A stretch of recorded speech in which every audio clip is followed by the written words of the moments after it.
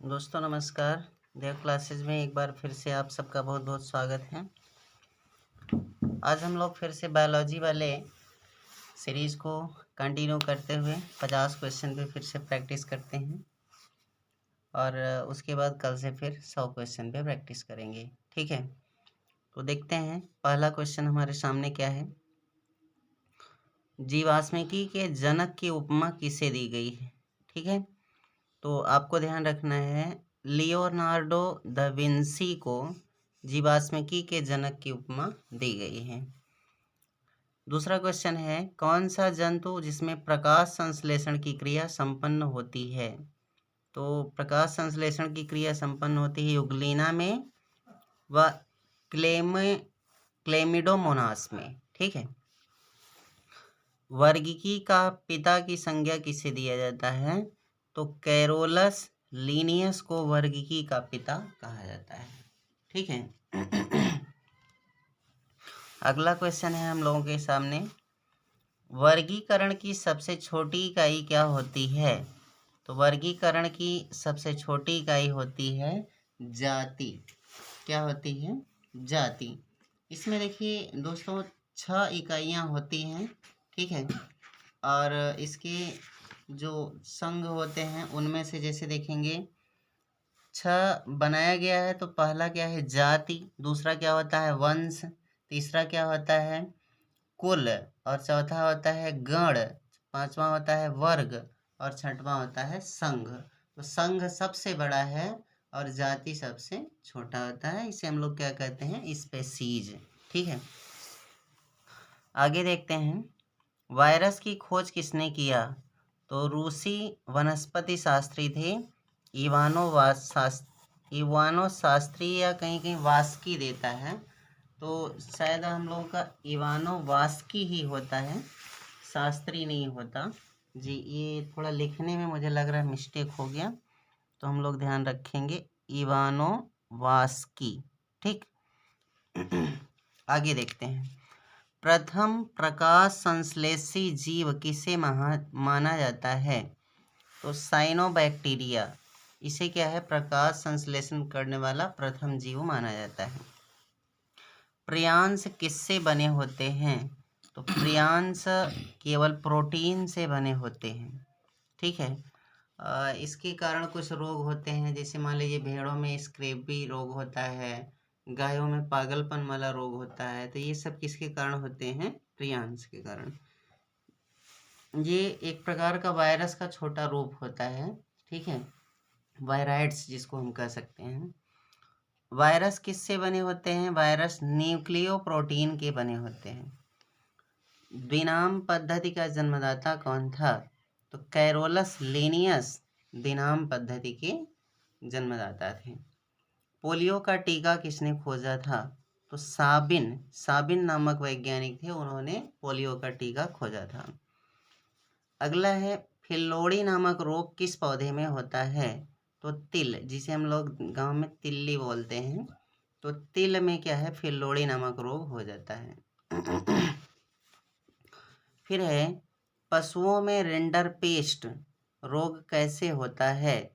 तो वायरस के द्वारा होता है। ठीक है, अगला है उत्परिवर्तनवाद का जनक किसे माना जाता है। ह्यूगो डी ब्रीज को उत्परिवर्तनवाद का जनक माना जाता है।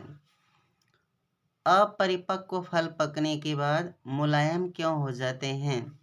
तो कभी कभी ये पूछता है कि कच्चे फल कड़े क्यों होते हैं। तो याद रखना है कि उसमें कैल्शियम तथा मैग्नीशियम के पेटेक्ट्स होते हैं Mg++ Ca++। ठीक है, इसलिए वो कड़े होते हैं। अब देखिए मध्य पटल जो होता है उसी में कैल्शियम और मैग्नीशियम पाए जाते हैं। तो जब वो घुल जाएंगे तो कैल्शियम और मैग्नीशियम के पेटेक्ट्स कम हो जाते हैं और इसीलिए आपका अपरिपक्व माने कच्चे फल पकने के बाद क्या हो जाते हैं? मुलायम। तो इसका रीजन क्या है?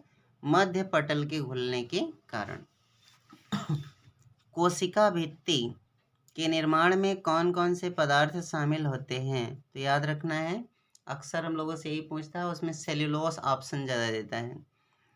सेल्यूलोस, पैक्टिन, लिग्निन, हेमीसेल्यूलोस, काइटिन और क्यूटिन। लेकिन ध्यान रखना है सेलुलोस और काइटिन ज़्यादा आता है।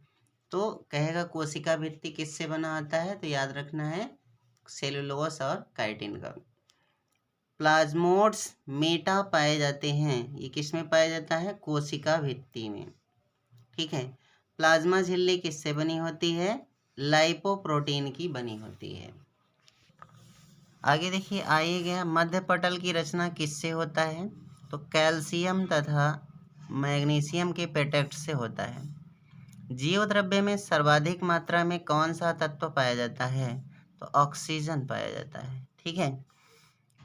वनस्पति कोशिका में सबसे बड़ा कोशिकांग कौन सा होता है, प्लास्टिड्स सबसे बड़ा कोशिकांग होता है। माइटोकॉन्ड्रिया की खोज किसने किया था, तो माइटोकॉन्ड्रिया की खोज किया था कोलिकर ने। ठीक है।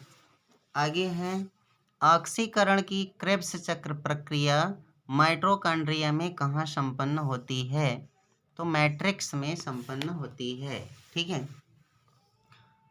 कोशिका के किन कोशिकांगों में डीएनए पाए जाते हैं, तो माइटोकॉन्ड्रिया, क्लोरोफिल और सेंट्रोसोम में डीएनए पाए जाते हैं। ठीक है। फिर इसके बाद हमारा प्रश्न है कोशिका के कंकाल तंत्र की उपमा किसे प्राप्त है, तो अंतःप्रदव्य जालिका को कोशिका के कंकाल तंत्र की उपमा दी जाती है। ठीक है। फिर है किस कोशिकांग को बायोप्लास्ट की संज्ञा दी जाती है, तो माइटोकॉन्ड्रिया को क्या कहा जाता है, बायोप्लास्ट। दोस्तों इतने चुने और सिलेक्टेड क्वेश्चन है ना, आप किसी बुक को उठा कर देखिए, जल्दी आपको इस तरह का नोट्स बना के नहीं मिलेगा।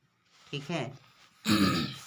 और मुझे नहीं लगता है कि इससे बाहर कभी भी जल्दी आपको कुछ भी पूछेगा, इसलिए खूब बार बार रिवीजन कर लें अपने एग्ज़ाम्स को क्वालिफाइड करने के लिए। बाकी आपकी मर्जी है। ठीक है। अच्छा लगे तो शेयर भी कर दीजिए। ठीक। देखिए कोशिका में सबसे बड़ा कोशिकांग कौन सा है, गाल्जी का है। ठीक है। एटीपी का निर्माण कहाँ होता है, तो एटीपी का निर्माण होता है माइटोकॉन्ड्रिया में। फिर अगला प्रश्न है ट्रैफिक पुलिस की संज्ञा किसे दी जाती है, तो गाल्जी काय को ट्रैफिक पुलिस की संज्ञा दी जाती है। और गाल्जी काय की खोज किसने किया था, कैमिलो गाल्जी ने। ठीक है। गाल्जी काय क्या है, एक प्रकार का कोशिकांग है। ऑक्सीसोम, ऑक्सीसोम F1 कण कहाँ पाया जाता है, तो माइटोकॉन्ड्रिया में ऑक्सीसोम F1 कण पाया जाता है। माइटोकॉन्ड्रिया किस में नहीं पाया जाता है, तो ब्लू ग्रीन एल्गी, नीले हरे शैवालों में। ठीक है। कहीं कहीं BGA भी लिख देगा, तो ब्लू ग्रीन एल्गी। कोशिका विभाजन के समय कौन सा कोशिकांग स्पिंडल का निर्माण करता है, तो सेंट्रोसोम। ठीक है। पुरानी रक्त कोशिकाएं नष्ट हो जाती हैं लाइसोसोम के कारण, इसीलिए इसको क्या कहा जाता है, आत्महत्या की थैली। कौन सा कोशिकांग नष्ट होकर कैंसर के निर्माण में मदद करता है, तो लाइसोसोम कैंसर के निर्माण में मदद करता है। ठीक है। और अगला है क्लोरोफिल कहाँ पाए जाते हैं, तो क्वांटासोम में क्लोरोफिल के अणु पाए जाते हैं। पौधे का एक भाग होगा क्वांटासोम, पत्तियों वाला, उसी में क्या पाया जाता है, क्लोरोफिल। चलिए आगे देखते हैं। 35वां क्वेश्चन हमारे समक्ष है क्लोरोफिल के शीर्ष निर्माण में कौन सा तत्व महत्वपूर्ण होता है। ठीक है।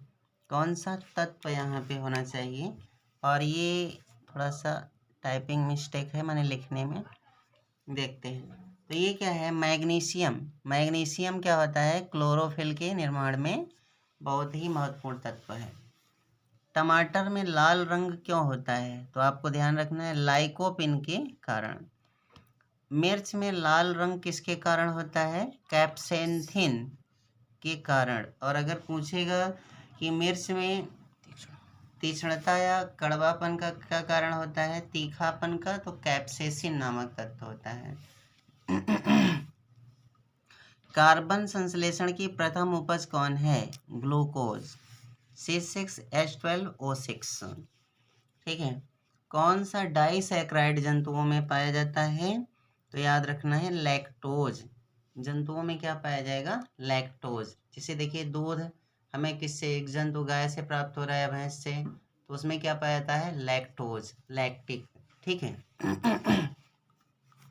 शर्कराओं में सबसे मीठी शर्करा कौन सी है? फ्रक्टोज।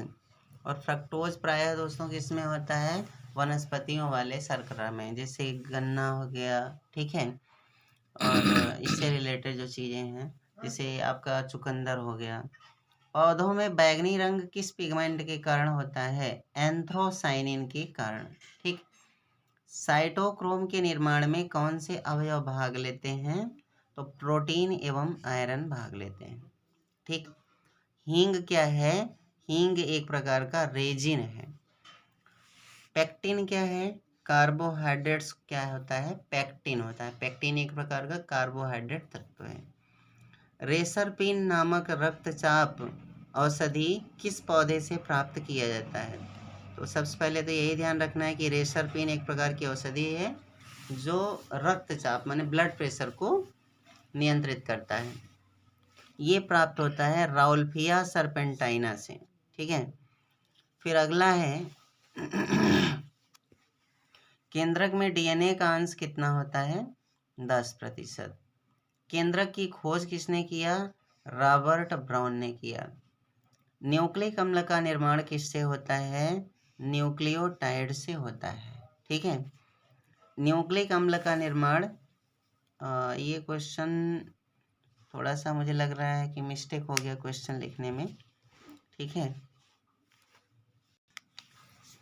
दोस्तों, इसमें थोड़ा सा क्वेश्चन दोबारा हो गया, तो इसको न्यूक्लियोटाइड से ही माना जाएगा। आगे देखते हैं लास्ट क्वेश्चन आज का। न्यूक्लियोटाइड किन से निर्मित होता है? तो आपको याद रखना है पेंटोज शुगर, नाइट्रोजन बेस तथा फास्फोरिक अम्ल से न्यूक्लियोटाइड का निर्माण होता है। ठीक है। तो ये हुआ हमारा आज का वीडियो सुनने के लिए बहुत बहुत धन्यवाद। नमस्कार।